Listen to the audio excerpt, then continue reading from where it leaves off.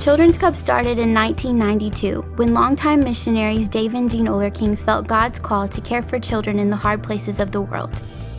They dreamed of one day being able to give hope to hundreds of children where wars, poverty, and disease had stolen hope from a generation. They began by working with connections in the Philippines and Vietnam, where they were able to deliver medical supplies to help children in government hospital facilities. This led to the opportunity to present a Bible-themed operetta in communist Vietnam's Hanoi Opera House. The favor and trust we had earned through humanitarian efforts created an opportunity for the gospel. Dave Olerking was careful to let the communist government officials know the reason behind their help, offering them a Bible, saying, "This book teaches me to love those who have been called my enemy."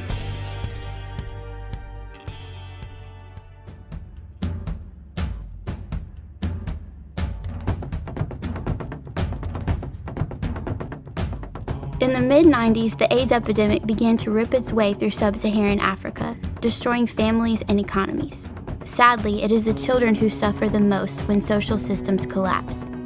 With the help of a longtime friend in Zimbabwe, Children's Cup launched feeding and medical care programs for nearly 1,000 children in two of the hardest hit areas. At one of our sites, our workers heard the sound of a small child crying from the bottom of a borehole, an outhouse-style toilet. They were able to pull him out, but the little 3-year-old boy had already been in the pit with all of its contents for several days. It was learned that his mother had decided it was too much of a burden to care for him, so she simply threw him away.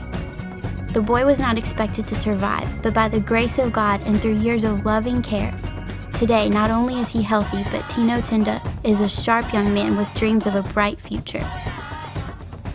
It takes time to make a lasting impact like this. Over these 20 years of doing what Children's Cup does, we have seen the fruit of patiently working for long-term change rather than a simple quick fix. Soon we expanded our Africa operations to Swaziland, where the HIV infection rate is more than 40%. We began building care points in the neediest communities by offering to provide food if the community would provide cooks. After a time of building a relationship with the community, we offer to build a structure to host preschool programs and programs for medical care, education support, hygiene awareness, and spiritual health. Our efforts continually emphasize partnership in the community we are serving. It is this approach that prompted the former U.S. ambassador to Swaziland to say, "Children's Cup is one of the best faces of America in Swaziland." And when the U.S. ambassador to the global AIDS crisis paid a personal visit to one of our care points, he applauded our efforts overwhelmingly.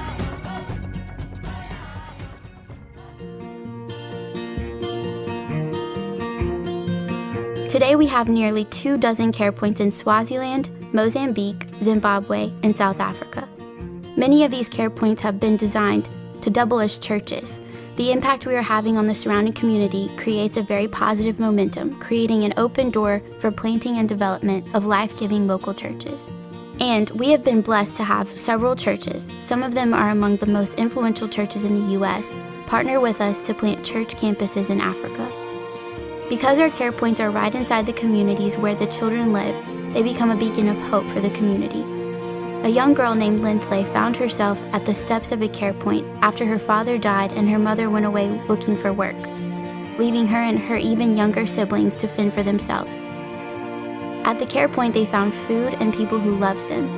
As Lindley grew older, she began to serve the other children at the care point, leading many of their activities. When she was done with high school, she enrolled in our Global Leadership Academy in Swaziland, where she learned valuable leadership life skills. Today, she's changing her community in her new home in South Africa by serving the poor and hurting there. She exemplifies the potential for a new generation to rise from their hopelessness and change their world through hope.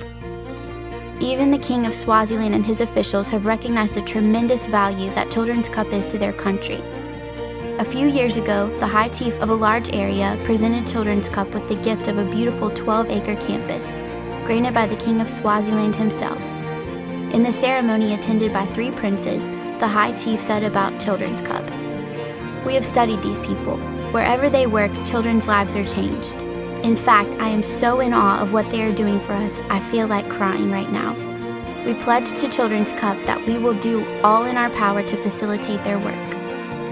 Today, this land is the home of our Global Leadership Academy, as well as a new skills training center, a new church, and it is shining hope brightly to the surrounding area and across the entire region.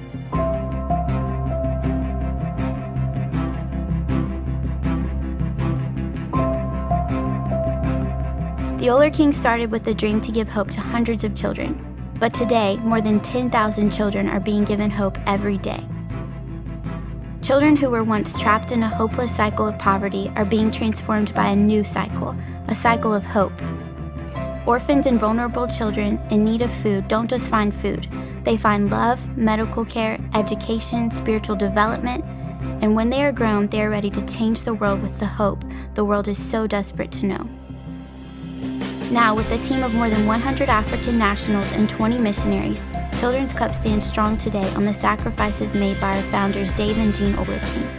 And because of many incredible partnerships with other ministries, businesses, and churches, and other generous donors who have entrusted us with the resources to carry out this vision of breaking the cycle of poverty and building a new cycle of hope. With your help, we are ready to give more hope to more children than ever before, and to see a new generation rise up to bring hope to their world. Children's Cup. Giving hope, inspiring dreams, changing worlds.